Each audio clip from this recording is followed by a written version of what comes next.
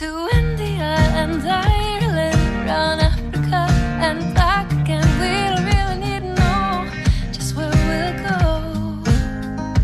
Maybe Canada, then to Brazil, then through the Alpine foothills. All I really want to know is, can we go?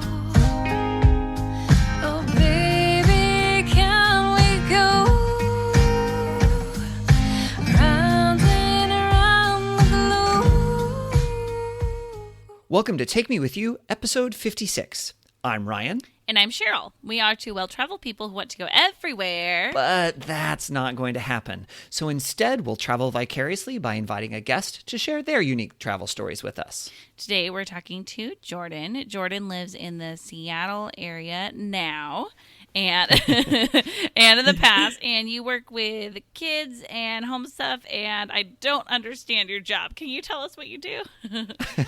Yes. I don't fully understand it either. I do a lot of things, but mainly kind of house management and childcare. So my house management mostly consists of doing things in the home that just help a family run better, whether that's picking up kids from school or taking them to practices or doing laundry, some meal prep, organizing pantries, doing Goodwill runs, basically picking up groceries, picking up prescriptions, So you do all of the things that I don't want to do and feel like I never have the time to do. Exactly. And I love doing Really? it. So yes, I absolutely love, that kind of personal assistant, like all the errands are my favorite things to do. So it works really well. Nice. Yeah. That's awesome. That sounds very old-timey as well, of like having someone who's like, Yeah.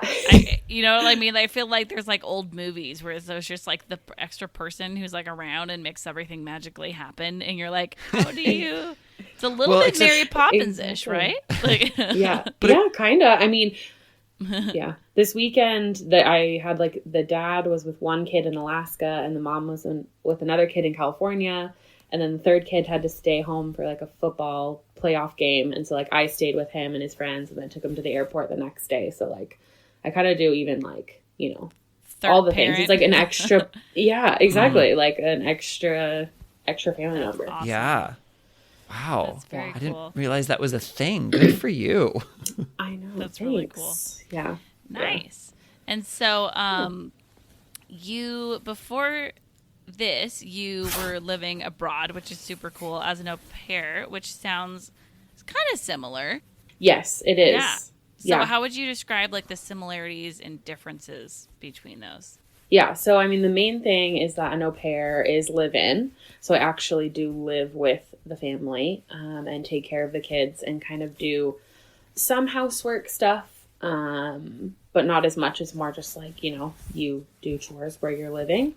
And then I didn't do any sort of grocery shopping or errand running or anything like that for the parents. Because an au pair is mainly just about the childcare. It's just some of the house stuff because you live there and you should help clean up where you live sort of situation. Whereas my job here in the States is more I have set hours and then I leave and I go home at the end of the night. Gotcha.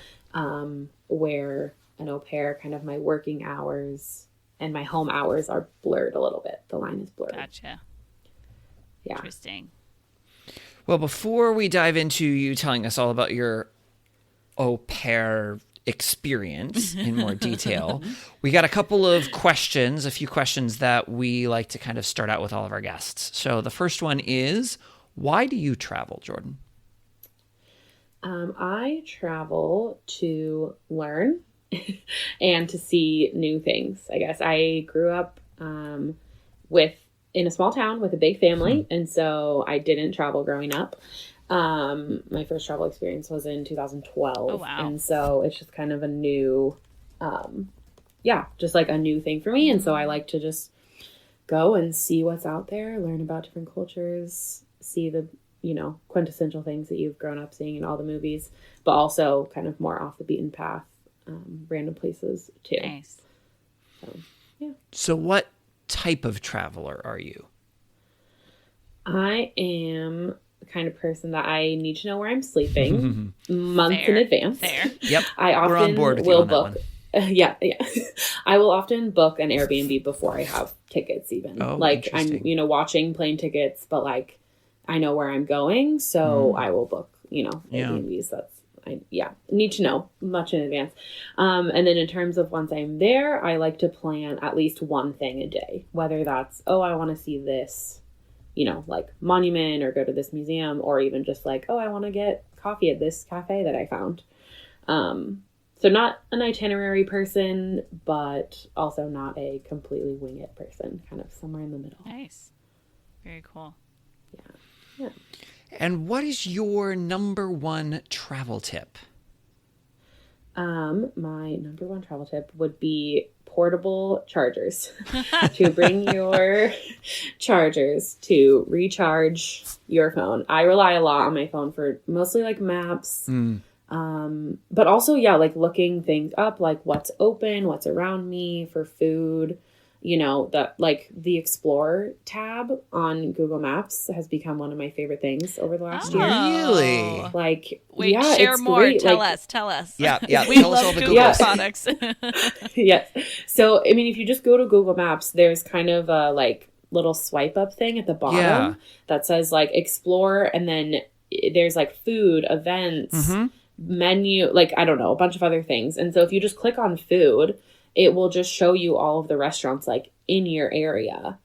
I haven't used like the events one, but it is there. Like, and they have like activities, which will show you things like, I don't know, maybe more like activity centers. All I can think of is like bowling alley. I don't know if I've ever seen a bowling alley. I'm like, what else would they show? But the food one I really like because it's like, okay, I'm hungry. I'm here. I don't know where I am. I didn't look anything up. Sometimes I'll find something before I go somewhere, but most of the time you can't really plan around a restaurant because of, things happen and you're done earlier or later than you want, or you're in a different place than you thought you would be. And then you could just kind of look from there, look at reviews, look at, is it open? Look at, all of that. Cheryl, Nice. I'm looking at it on my phone right now. One of the things it has is the foodie list. The foodie list. Oh, I want the foodie list. I think it takes the ratings and it rates restaurants nearby. Explore that's nearby. Awesome. Where's the foodie list? I didn't find it yet. Just Where is keep it? scrolling down. Oh. I'm so excited. I'm looking at my neighborhood right now because I'm new to this neighborhood. So now I need to check out my foodie list. So at least what I see is it says Explore and the name of my city with the little tiles. And then I swipe up and it fills the whole screen. And then it has events and it has 3 different tiley things. Underneath that it has lists. And then it has the foodie list. I don't see that, but I'm seeing, why don't I get that? I see a where to eat and drink this week. But I'm not seeing tailored a foodie experiences. list. Did you go all the way down? Yeah, I did. Maybe it just knows that I'm more of a foodie than you. Oh, when I hit see more, it says the foodie list, and then there's a picture of there you probably a Bloody Mary that looks delicious. So that's so fun because my fiance and I have the goal of exploring. When we get married, we're gonna have the goal of exploring like one new thing in our city a week. Oh, perfect. And so I've been trying to start my list now because then it will have options when it's like, all right, what are we doing? And so obviously most of those are going to be restaurants because, let's be real here. Food is awesome. But I just don't know this area. And so that's really exciting. Yeah. Fun. Yeah. So I love using that. Yeah. My phone for lots of things. And even like, contacting Airbnb hosts, like all of that stuff, having my phone charged is really important to me. So portable chargers are my best friend. Have you had experiences where you wish you had a portable charger but didn't? I feel like that happens to me at home the most. Every time I bring it in my backpack, like I don't use it. And every time I'm like, no, I'll be fine. I always wish I had it. Thankfully, I'm a lot more like diligent about it when I am traveling because it's like, I mean, my year in Ireland, I thankfully had the privilege of speaking the same language. Yeah. But when I went to, Germany, Czech Republic, and Italy, it was more like, well, I'm kind of on my own. So I definitely need, my phone was definitely a security blanket. It's like, I need that. So I haven't gotten into any like really sticky situations, but I just am the kind of person that I don't want to ever be there. Yeah. So Yeah. I just make extra sure when I'm traveling, and then at home it's a little more lenient. And sometimes I'm like, I really should have brought that, but oh well. Yeah. Well, and even at home, it can be a bummer when all of a sudden, if you just realize you don't have access to a charger and you're like, oh gosh. And so Yeah. it's funny how even in the comfort of our own area, that can be a thing that, I'll bring mine sometimes if I just realize I'm going to be out all day, and so, Yeah. Yeah, it can be exactly. nice to have. Yeah. Yeah. If you ever go to a convention, it can be really nice too, or lots of good things. Okay, so you started traveling in more recent years. Yes. And you were saying that like you're trying to see these things of like how did you're saying like the quintessential travel things and also some off the beaten path things. So I'm curious, like, what's still on your list that you're like, I've heard for years this thing is super cool, I really want to go see it. Like, what's on the top of that list? So funny. I mean, gosh, so many things. But honestly, most things have come from my list, like, from my year in Ireland. Not so many, like, left. I mean, I do want to go to New Zealand. That's always been on kind of the top of my list. It's just so far away. Yes. So it's a lot bigger of a trip. I think that will be, like, years down the road. So I would love to do kind of Australia, New Zealand at some point. But I want to go back to Scotland. I spent a weekend in Edinburgh and it was like absolutely amazing. I would love to go back and just do a road trip around Scotland, or even go to like, Isle of Skye, Isle of Wight, kind of all of those like off the UK, Scotland, little islands, Wales. And yeah, so that's at the very top of my list. And then, yeah, I mean, I have some friends that live in kind of the south of France and then also in Belgium. So I would love to go visit them and like see their homes, and also the south of France, Yeah. So those as well. But I think top of my list would be New Zealand and Scotland. Cool. Very different. But Very different and very not close to each other. yeah, exactly. Exactly. So you kind of already said this, but you're going to tell us a little bit about your year in Ireland as an au pair. Yes. So why don't you start by telling us, one, where in Ireland you were, and then two, how on earth did you get connected as an au pair? Yes.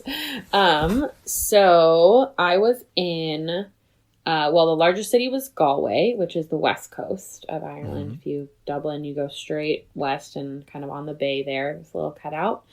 And then I actually lived in a tiny little village called Clare, Galway, which is about 1,200 people, just 20 minutes outside of the city.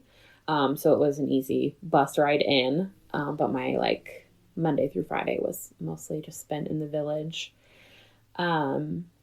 Which was nice to kind of have the village experience as well as, the city so close. And I became an au pair. Let's see. It just was kind of a why not situation. I mean, not that it was easy to get there, but I've always worked with kids. And after I did my study abroad in 2012, that was my first travel experience. I studied abroad in London. I was like, I want to go back. I want to do something. I want to, go travel, like work with kids. I had always thought about maybe like being a live-in nanny in the States somewhere. And then when I kind of realized it was a possibility to do that, not in the States, I was like, I'll take that option. Yeah. So I originally wanted to go to the UK, but U.S. citizens can't get the correct visa to be au pairs in the UK. Oh, interesting. really? Yeah. Yeah, I don't know. They don't like us or something. I'm not sure. But yeah, it's just US citizens specifically. Like if you're in the EU, you know, it's no problem, or from other different countries you can, but not the States for whatever reason. And so Ireland was, you know, close. I like the climate. I'd always wanted to go to Ireland as well. And that is a place I could go. So then I just kind of started researching that more and more. And then that's where I ended up. I used a website called aupairworld.org. It definitely is aupairworld dot something, but I'm pretty sure it's org.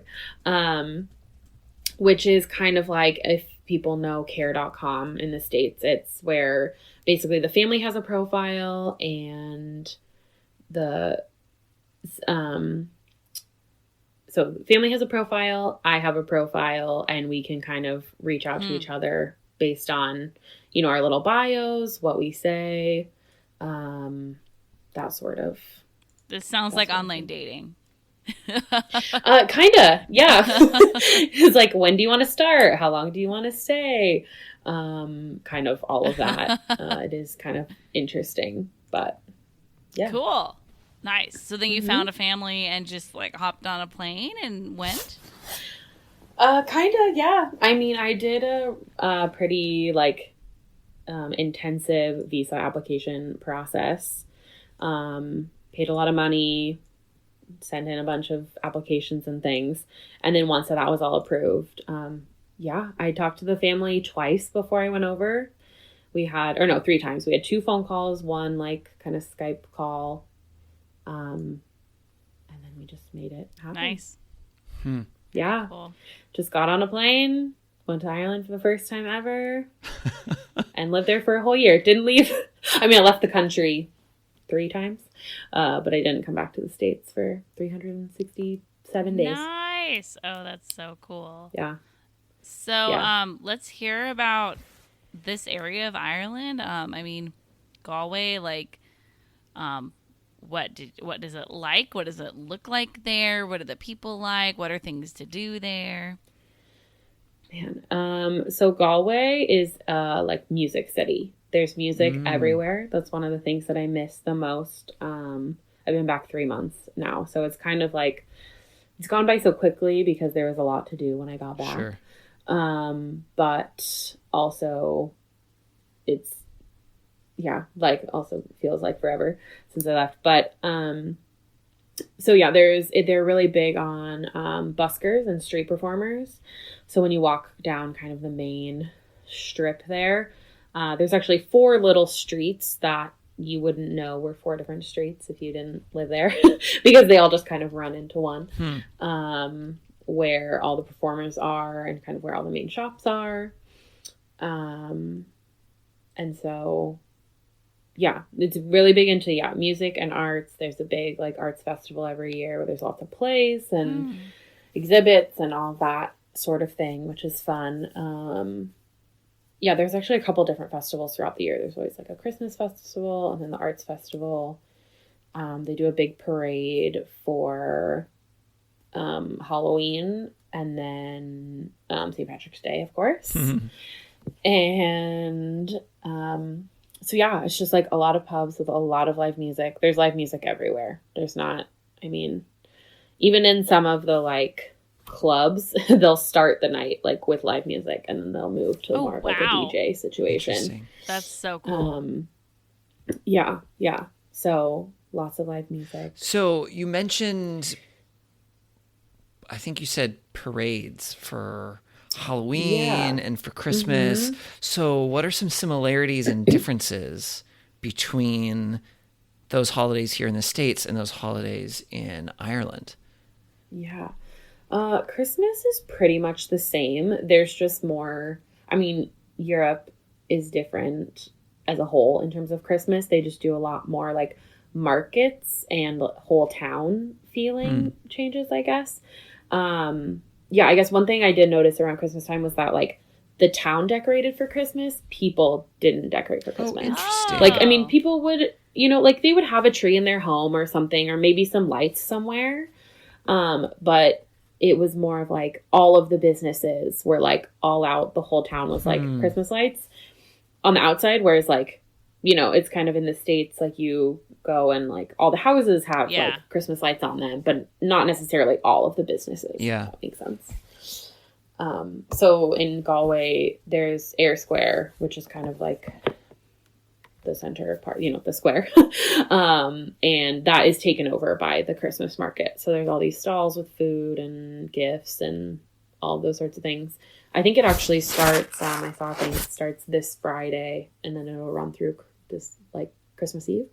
So they run for like over a month. Nice. And they have like a carousel and a Ferris wheel and like all of that. Like it's a whole town thing, which I think a lot of places in Europe do that. So it's not necessarily like a just Ireland thing, but that's awesome. And then what about Halloween? Yeah. Halloween was, so in Galway they did, it's called Macnus parade, Macnus, something like that.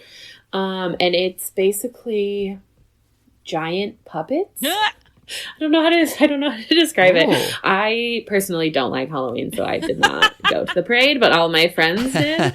And everyone talks about it for like weeks. And then obviously it just happened again last week. And we saw, you know, my friends that are still there posting about it. But if you look it up, it's Macnes, I think, or NAS. And, so yeah, they're like, it's people on stilts with like fully done like puppets. Like the people are the puppets, and they're like 8 feet tall, and they're like very good performers. It's like a mix between a puppet and like circus. Oh, interesting. I don't know how to. Yeah, it's really fascinating. And they do this like other times than Halloween too, for like special events. I never saw it, but I heard my host dad actually talked about how he saw it one time at like a work event or something. But then for Halloween, they kind of do like different characters and kind of go all out. Yeah, I see why you're calling them puppets, because they do. They look like big puppets. They have a puppet look. Wow. But they're what, 2 or 3 people tall? Yeah, they're very tall. Wow. And then, yeah, I mean, the kids dress up and they do trick-or-treating and stuff. All that kind of stuff is the same. And they do trick-or-treating door to door, like we do here? Yes. Okay. And it's candy, similar things. Yeah, same stuff.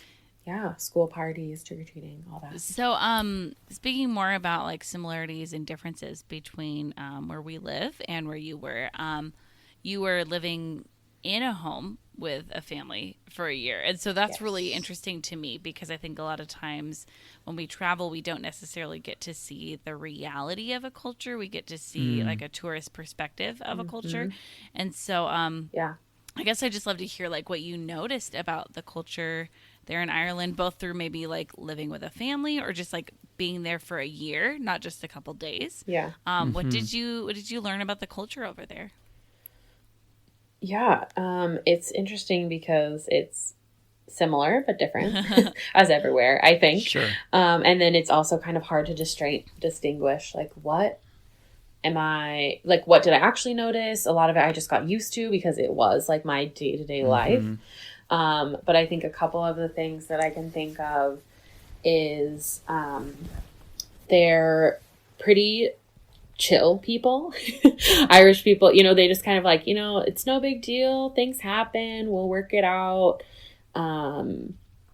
It's not a big stress, like nothing is a big stress. That's nice. Which is nice in some aspects, and then other aspects where it's not so nice is where everyone is like late everywhere or doesn't understand like concepts of time, like how long it'll take them to do things. Or interesting.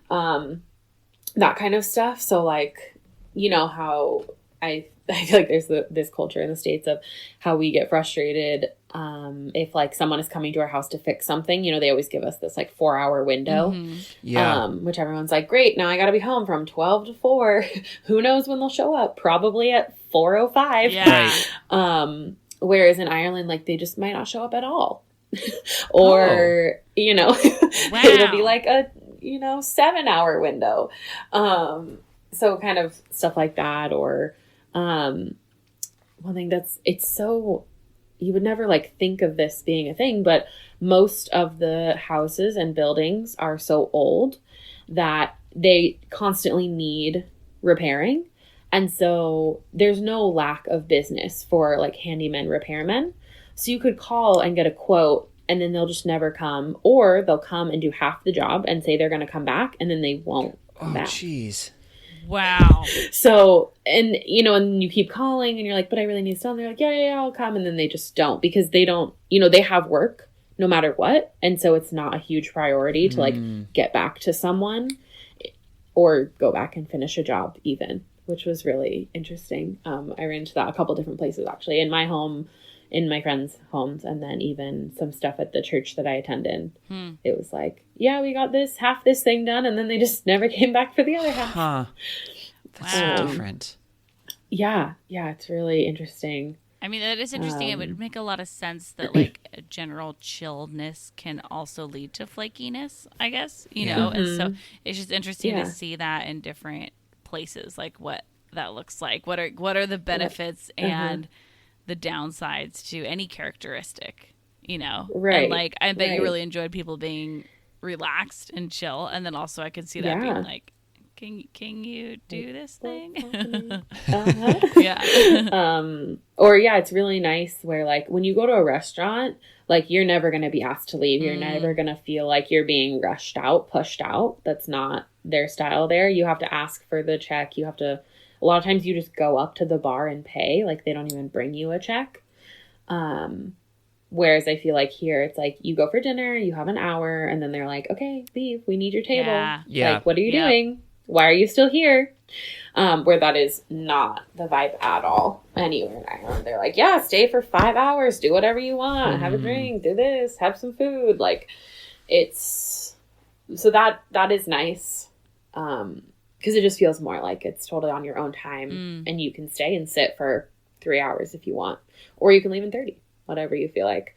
So that's another like bonus side of that, you know, kind of chill, like do whatever you want. Yeah, that's awesome. I've experienced that in other places in Europe, and yeah, it kind of is a table is yours for the evening, and it would be really rude to give you the bill even, because then it would seem like they're trying to kick you out. And then I've been at restaurants here where like I've almost been directly asked to leave if they're pretty busy, and it's it's an interesting atmosphere for sure.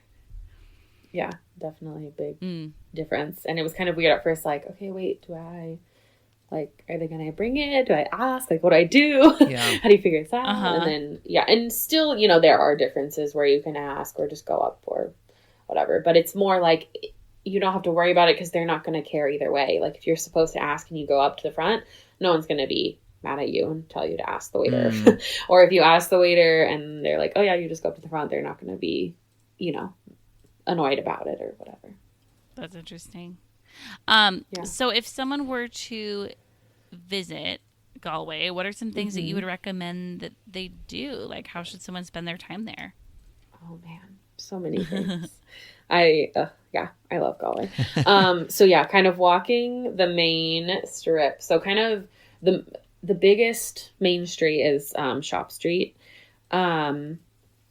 And so just walking down that, seeing all the buscars, going into whatever shops you want. Okay, you mentioned busker before. What is a busker? Oh, yeah. It's basically just a street performer that's like wanting money. You know, they have their corner out. Do we have a different word for it? No, busking is a thing here too, but I hadn't heard it until like a year ago myself, actually. So. Okay. I've never Sometimes heard the word I will pick up.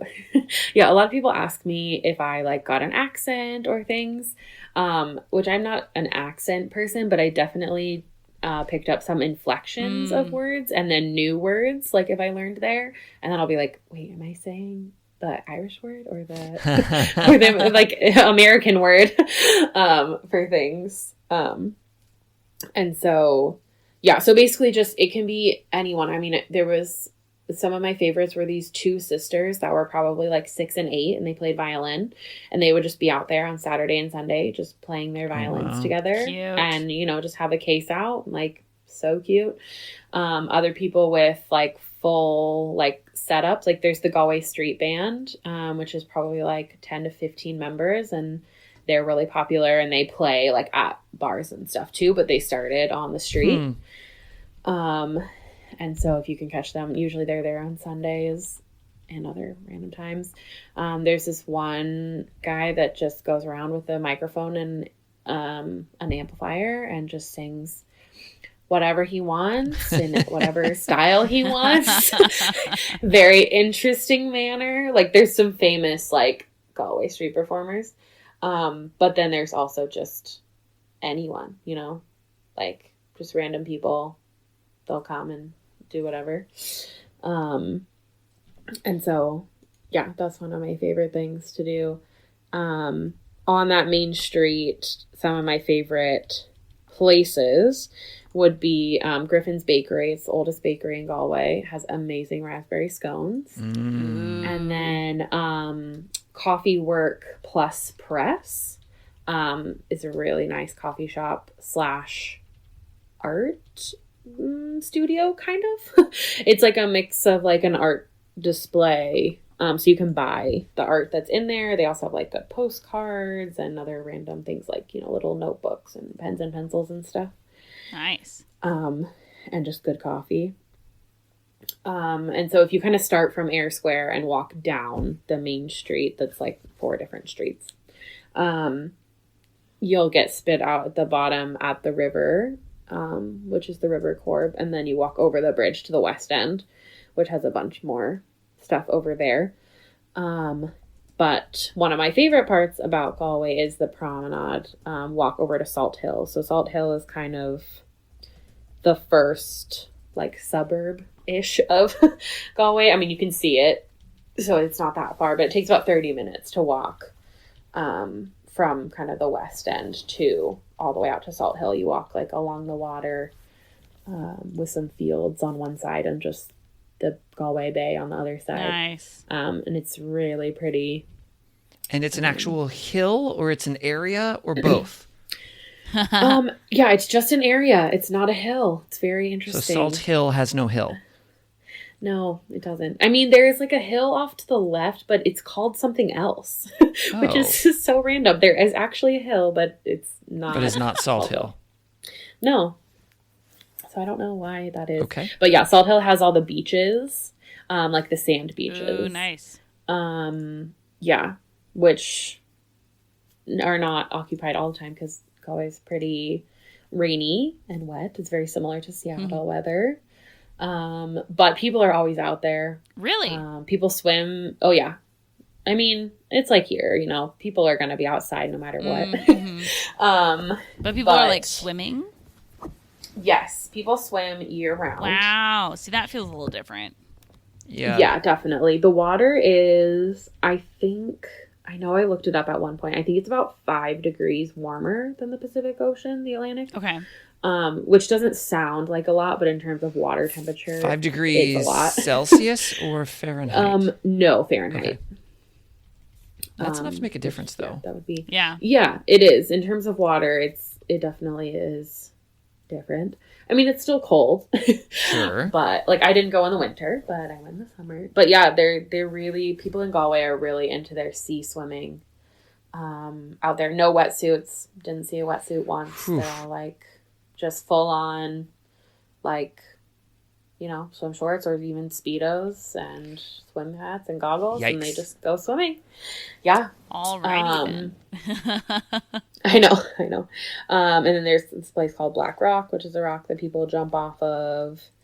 And like some famous pubs over there. If you're an Ed Sheeran fan, there's like one super old pub that he like filmed a music video in.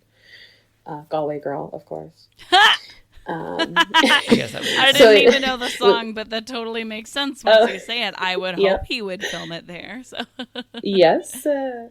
I think actually I should have looked this up and cared more, but I just don't. I think Ed Sheeran did like do a little bit of like busking and street performing in Galway when he was starting his career. Oh, that's great. Yeah, I mean, he's English, he's not Irish, but still it's super close, and I think he did. So that's where like Galway Girl came from. And then there's two like famous pubs, one like kind of in Galway city center, and then one in the Salthill, where the music video is like split between the two of them.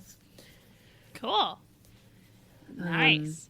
So yeah, and then other things in Galway would be Charlie Barnes Bookstore, the oldest bookstore in Galway. It's just a fun, like old, they have, you know, new and old books. Is that the one that you took me and Serena and Tom to? Yes. Yeah, it reminded me a little bit of, not quite as big, but reminded me a little bit of Powell's Books in Portland. Yeah. Oh, okay. Very Just cool. the kind of Yeah, it has a feel. good mix. Yeah, it's very like, it's a bunch of rooms. You kind of wander through it. You can, you know, see all the things. They have like, new and used books, as well as new and like extremely old in terms of years of books. Cool. Kind of got some of everything. So I guess this is the time where we reveal that Ryan got to visit you over there. That's actually how you guys met, correct? Yeah. Very cool. So, Ryan, let's hear about this time. What did you get to do over there? Well, and one of the Not things I was much. going to ask Jordan about a little bit more, the day that we got together with Jordan, it was dumping rain. It was raining cats and dogs, and it was windy, and it was cold, and it was wet. So you went swimming Very. then, right? You just said, Well- as long as I'm going to be wet, I might as well go I swimming. mean, Yep. Because Basically. that's definitely me. I'm a big let's be wet in the water person. yeah, the weather is interesting there. I mean, it's very similar to Seattle weather, if people know that. You know, rainy and wet, but out of the whole year that I was there was maybe, I'd say 5 to 7 days that it rained all day. And one of those days happened to be the day that Ryan and Tom And you're and like, Serena I were swear there. it never does this. And Uh-huh. Ryan's like, Sure. And I was like, I know, I'm so sorry. Because so much of Galway, at least for me, is about being outside and doing the things.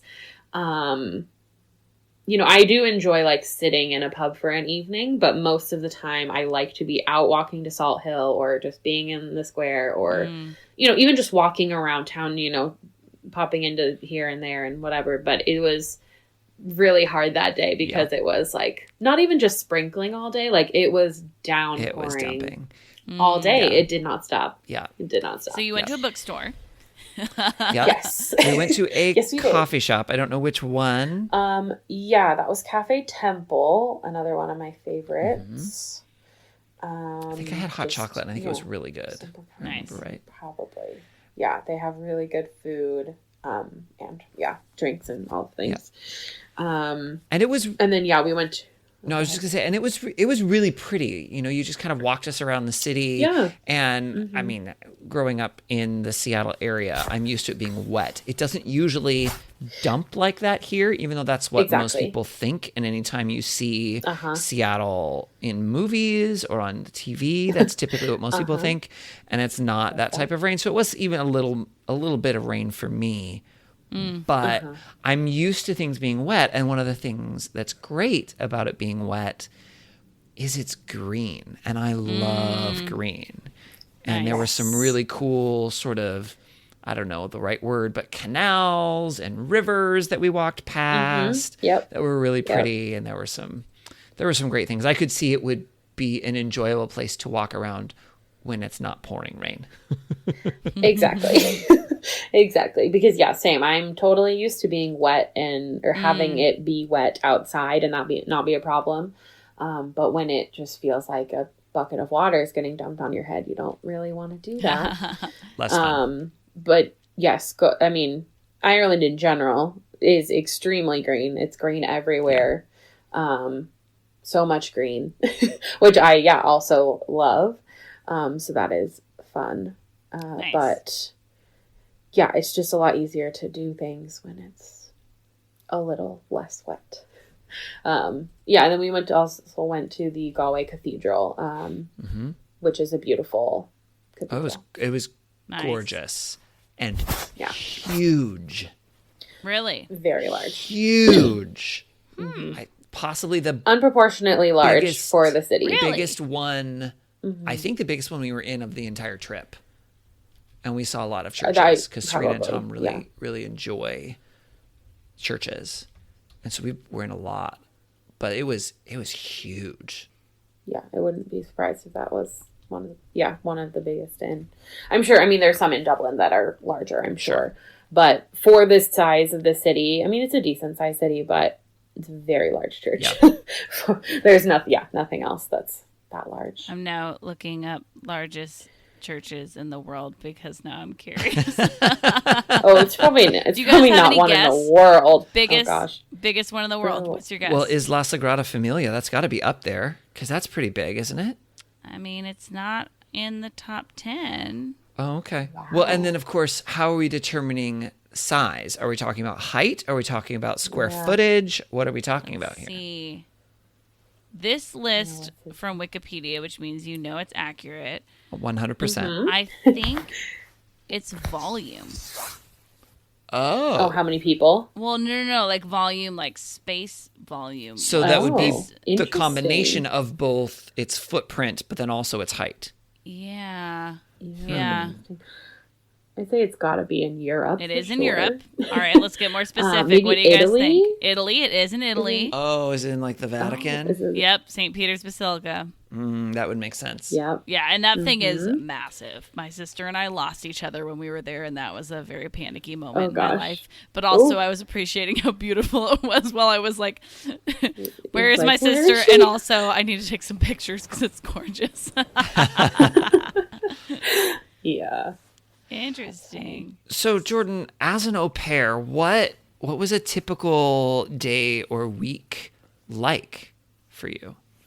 Yeah. So I generally worked from 9:30 in the morning, unless there was something special. You know, sometimes they would have early meetings or they'd be out of town or whatever.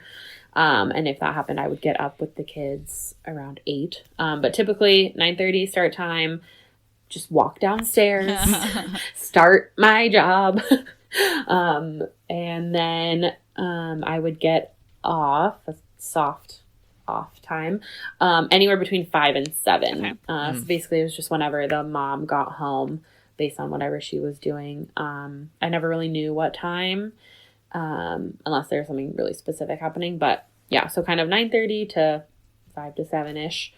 And during that time I would walk, the older, so I lived with, it was just 2 kids and then the parents. The girl was 3 and then the little boy was 1.5 when I got there. So then 2.5 when I left. Aw, I think she nice. was 3 and then 4 when I left. So her creche, which is their word for basically preschool, was 2 doors down from our house. Oh, that's easy. So super nice for me, very convenient. We lived in an estate, which is kind of like if 3 or 4 cul-de-sacs were kind of separated off in their own little area. That's kind of the best way I've found out to describe it, because we had 3 sections and there was probably like 80 homes in that area. Okay. And they're really common in Ireland to have these estates. And so it's written in their zoning laws, or, you know, all of that stuff, that each estate is required by law to have a creche in it. Oh, interesting. Which I think is really smart. That's cool. You know, it'd be like if every neighborhood or every like 100 houses like had to have a preschool within walking distance or something. That's really cool. Yeah, and so ours just happened to be like in our little thing. It was 2 doors down, so I would walk her there, and then she was there from 9:30 to 12:30. So in the morning, I would just be with the little boy, you know, go for walks, have a snack, play, do whatever, pick her up. We would do lunch, and then I would put him down for a nap, and then, you know, same thing with her, make her lunch, play, read books, whatever. He would wake up and then we would just kind of hang out, maybe go for another walk. And then they would get home. I would usually make dinner for the kids. And then the mom would usually make dinner for the adults. But sometimes I would, just to kind of depend on what we were having and what the vibe was. Sometimes I'd be like, oh, I'll do it. Or if I had to put something in the oven early, then I would just kind of end up making the whole dinner. It was kind of, just shared effort. Cool. Yeah. And then when I was done, it was kind of, technically I'm done working when a parent gets home. I also lived there and would still help them and do things if they asked me to. The kids I'm not going to be like, I'm sorry, I'm off now. Yeah. So I could go up to my room at that time. Sometimes I did, sometimes I didn't. Even if I did go up to my room and I hear the kids, calling for me or asking something about me, I would, open my door and say, what do you want? Or sometimes I would just pretend I couldn't hear them. Both are completely acceptable options. And I would just do, whatever I was feeling like was totally fine. Cool. And then, so that was kind of my Monday through Friday. And then on the weekends, I would go into town, hang out with my friends, walk around. So you didn't technically work shops on the weekends? No, unless it was something really specific. They had a couple of weddings. There was actually my host dad's brother got married. And so I got to go to that wedding, which was really cool. Oh, wow. To go to a traditional Oh, that's nice. Irish Cool. wedding, full mass. And sadly, I didn't get to stay for the party because that was my job to have the kids, Oh, man. I know. I was like, oh, that's the fun part. Yeah. But it still was pretty cool to just kind of see the whole process Yeah. and see what it's like and how it's different. Like Irish people party hard. Like it's crazy. Like, so the wedding's at 1, it's a full 2-hour mass. You go to a hotel usually.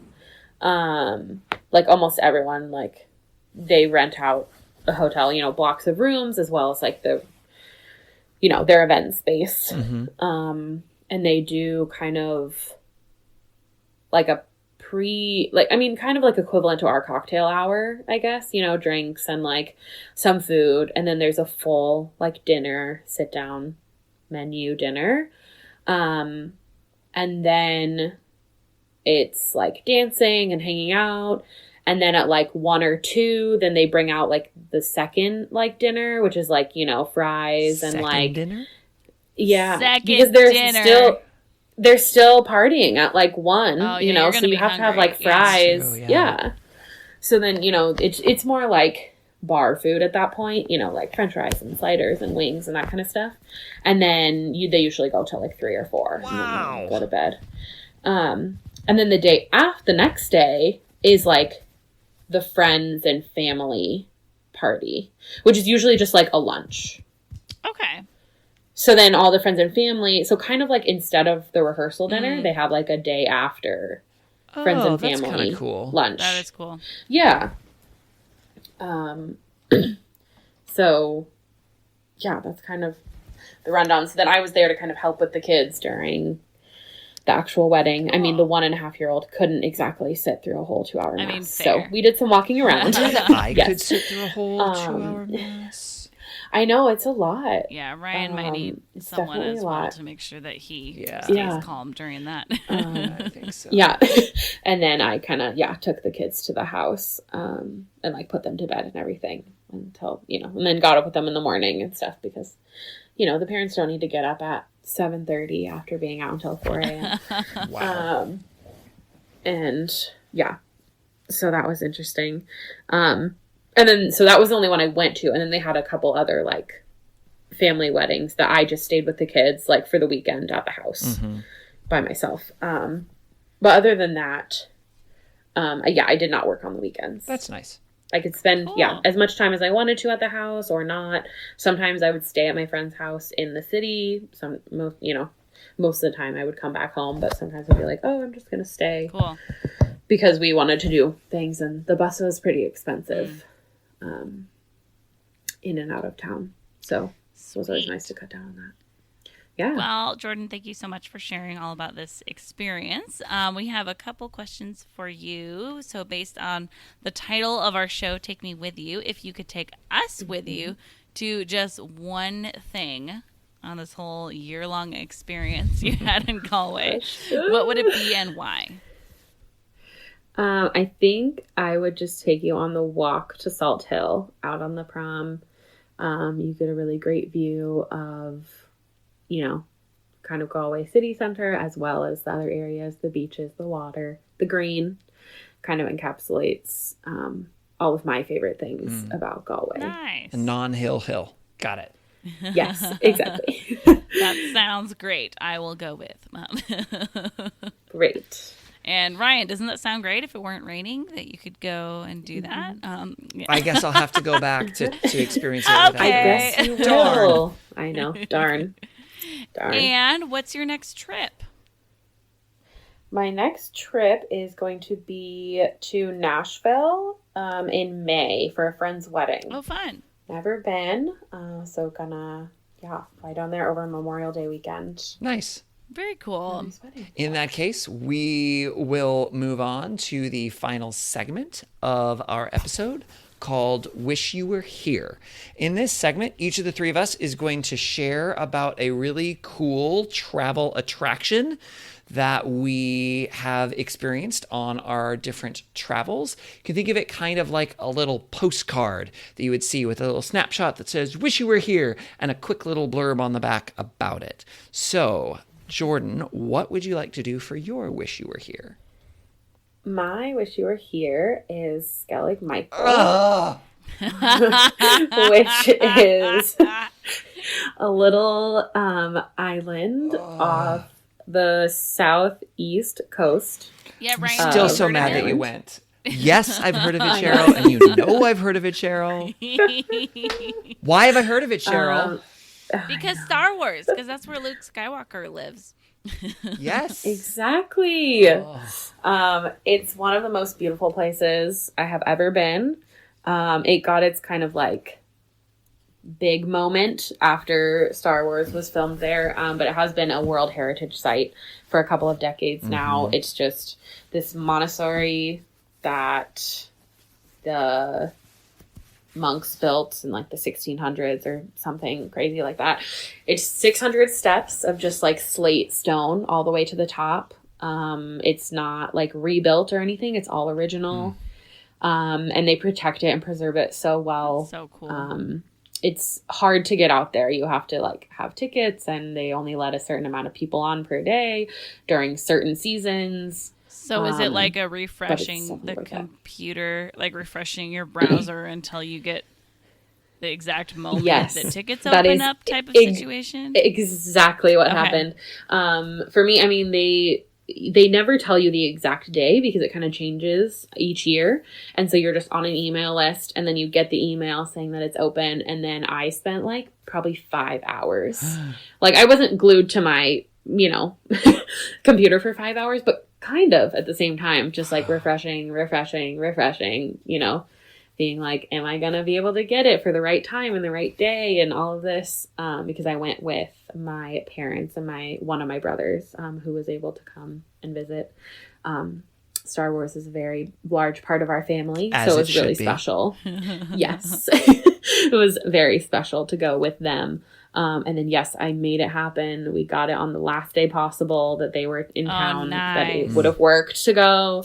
And there's, so there's kind of 3, like, they're called beehive huts up there. And then puffins all over the island. It's the puffin sanctuary. They're so cute. So how far in And advance it's just beautiful. of the actual date did you have to be online to get those tickets? I think they opened in March. I think I booked them in March. And then the landing tours. So there's an eco tour that you can just take a boat around the bottom of the islands and just look at the birds and kind of see it up close. And then there's landing tours, which is the one that you actually get to go on the island. Which I would think, wouldn't that be way better? I feel like if you Yes. just did the around the island, that's like saying, see, this is where you're not going. Yeah, I know. But also, exactly. like, But you what can if that was do the only that. ticket available left? You Yeah. probably do that over Exactly. not doing it. That's You true. know? And the eco tours, their season is longer. I think the eco tours run from like April to September, where the landing tours run from like the end of May through September. Gotcha. And then I think it's somewhere, I mean, I didn't know exact numbers. I was just estimating based on how many people that I saw and how many boats were there. I think it's like under 200 people per day. Wow. During those few months. Yeah, you kind of go in batches and they let you on in certain times and this, so it kind of, it's really regulated. So yeah, but it's absolutely beautiful, and you just go to the top and walk around and then come back down. You get to spend like 4 hours on the island. Nice. It's a 45-minute like motorboat ride out there, so I can't even imagine like the monks how they canoed out there. Oh my gosh. They have a whole safety, talk about how it is really dangerous. Like there's not handrails. It's not like, like a theme park. Yeah. It's, they're like, this is a mountain at sea. Like things can happen. So you need to Fair. be very careful. Yeah. And so it's just kind of incredible to like think about how they built that with, none of the technology that we have today. I'm like, how did you do this? It's so magical. So yes, if it's a possibility, do it. It's worth it. It's pretty expensive, but it's definitely worth I wish it. I I was mean, there. I feel like Yeah. anyone who cared about Star Wars and was going, over to Ireland would make it happen. Yeah. But, Shut up, Cheryl. Definitely.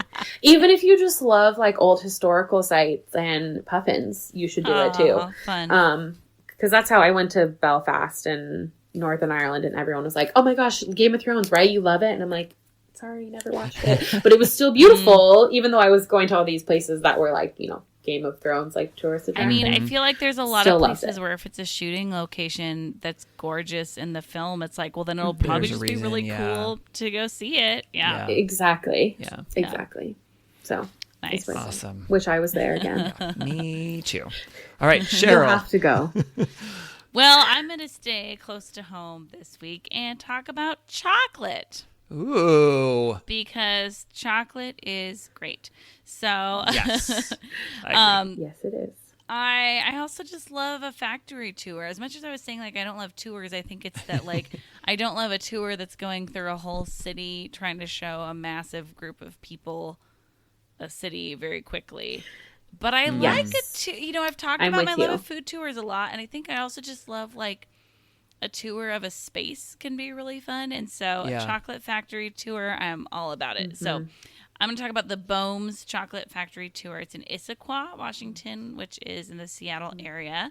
And it's cute. It's got the building has a fun style. They almost have like an alpine type of style to it, which is fun. And then you get to go in the factory. It's not super expensive either, which is nice. And you get to see people making chocolate, like all sorts of like really fancy candies and chocolates, and the machines, and yeah, you get to kind of hear about their whole process. They're not bean to bar. They buy chocolate and then like work with it and use it and everything. When you But, say they buy chocolate, they buy already like chocolate bars. yeah, they're not buying the beans like Theo does or Okay. other places are doing. And so they're buying chocolate and then melting it down and working it into different things. But they make Okay. delicious stuff.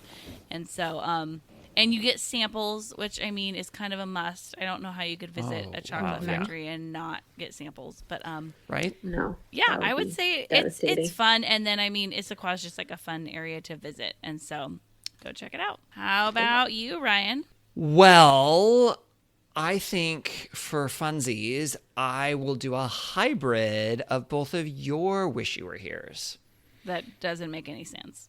Oh, but it does. Star Wars so chocolate? I'm going to do, well, kind of actually. So I'm going to do a chocolate factory in Ireland called Skellig Chocolates. This is like one of those games where you like try to say the thing that's like the similarity between the two things listed. Little You just bit. did it. Yeah. I did. So I didn't get to go onto Skellig Michael, onto the island. But while we were in Ireland, we did see Skellig Michael. We saw the island off of the coast and drove out sort of on what's called the Skellig Loop. So it's kind of an offshoot from the Ring of Kerry, which is a very, very famous drive. But it's cool because the roads are too narrow for the tour buses to go down. So there are a lot fewer people on that ring, and partway through, and there's signs all the way through for this chocolate factory. And it's a little tiny thing. It's not super big. It's basically one big room with sort of subdivided sections, and you can see the factory and the workers, and they're back there. And of course, they have samples. And they're very generous with their samples. Ooh. And they have So nice. lots of different types of chocolate, which are really good. Cheryl, they have some boozy chocolate, which I think you would enjoy. I love boozy chocolate. Yeah. Oh, it's so good. Yep. So, and it was really fun. It felt a little bit like a little tiny Willy Wonka's chocolate factory because they had the workers. They weren't Oompa Loompas, but... And then I had they had painted the walls with some different things. They had lots and lots of chocolates. And it's just a fun little tiny thing. The parking lot isn't very big. There were people there the whole time, but it wasn't super crowded. And I don't like lots and lots of people. So if I'm saying it's not super crowded, then it's not super crowded. That's true. And of course you can buy not only their chocolates, but then they have sort of I don't know what the right word is, but a place where you can buy food. I know chocolate is a food, but not packaged, but you can actually buy things. And I think I got a hot chocolate while I was there, because if you're at a chocolate factory, you should get a hot chocolate, right? Yeah. And Like a little cafe. yeah, like a little cafe kind of. And one of the things that I loved is, and I actually took a picture of it, it's sort of on the side of the counter. They have this in this nice script. They have written, chocolate comes from cacao, which is a tree. That makes it a plant. Chocolate is salad. And I was like, yes, that's the way that I like to think about You chocolate. need that as like wall art in your kitchen. I think. probably Yeah. do. I probably do. Because that's the kind of salad I really great. like to eat right there. So the Skellig Chocolate Factory in Ireland would be my wish you were here. Nice. Yep. Very cool. Well, Jordan, thank you again for being on our podcast. Do you have anything that Yes. you would like to plug? Of course. Thanks for having me. If people want to see pictures from my whole year, they can go to my Instagram. It's just my name, Jordan Lynn Connor. It's JordanLynnConner. Awesome. Just has pictures of my day-to-day life and my travels and everything there. Lots in my highlights. If you want to see more. Awesome. That's great. And if you'd be willing to share a few of the best pictures with us, then we Definitely. can go ahead and post those on our Instagram account. And if y'all want to follow us on Instagram or Facebook or Twitter, we are at Timwy Podcast. That's TMWY for Take Me With You Podcast. And you can find some of those cool pictures right there. You can also email us at timwepodcast@gmail.com. Right now, actually, Ryan is currently planning a trip to Disneyland. And it Yes, is I his am. first trip since childhood days. Yes. And so it's been a minute.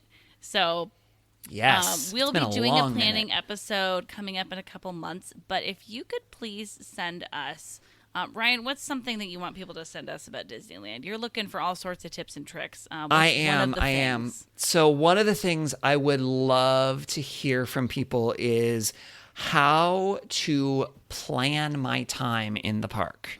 Oh boy. How do I know where to go when? And is there like an order to things that I should do? Or make sure you do this one, or make sure you don't do this one, or only do this on Thursdays from 1 to 5. Like, I don't know. I just know there's people that have really complicated plans. So what's a good way to plan my time in the park? And just for reference, right now, I'm thinking I'll probably have 3 or 4 days. And I don't even know if I'm going to do a park hopper or not. That'd be another thing you can tell me. Do I do park hopper? Or do I not do park hopper?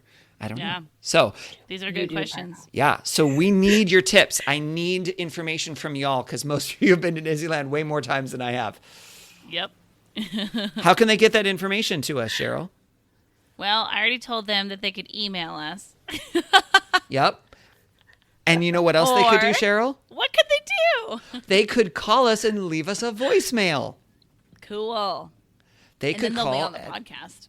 They could be on the podcast. 406-763-8699. Or if it's a little bit easier to remember, 406-POD-TIMWE. You can leave us a voicemail. You can text us and give me some of those tips about how to plan my time in Disneyland and California Adventure. We would also really appreciate it if you would rate and review our podcast on whatever you're using to listen to this. You can subscribe to the podcast so that you can make sure that you're getting updates every time we post a new episode, and share about this episode on your social media so that you can share the cool stories that Jordan just told us to other people to be able to hear. As always, thank you to Beth Reed Miller for the use of her awesome artwork. You can check out more of her artwork at Beth Is Something. And thank you to Erica Corbin for the use of her song Round the Globe. You can listen to Erica's music wherever music is sold or streamed. One last time, Jordan, thank you so much for being on our podcast this week. We really appreciate it. Yes, thank you for having me. Yay! That's gonna do it for this week's episode. So until next week, remember to take me with you. Take me with you. Can we get a sailboat chasing down the sunset as we float round and round the globe? Salty air and balmy nights, guided only by the lights above, and a little love. All the world is out there waiting to explore, and all our troubles here want them to be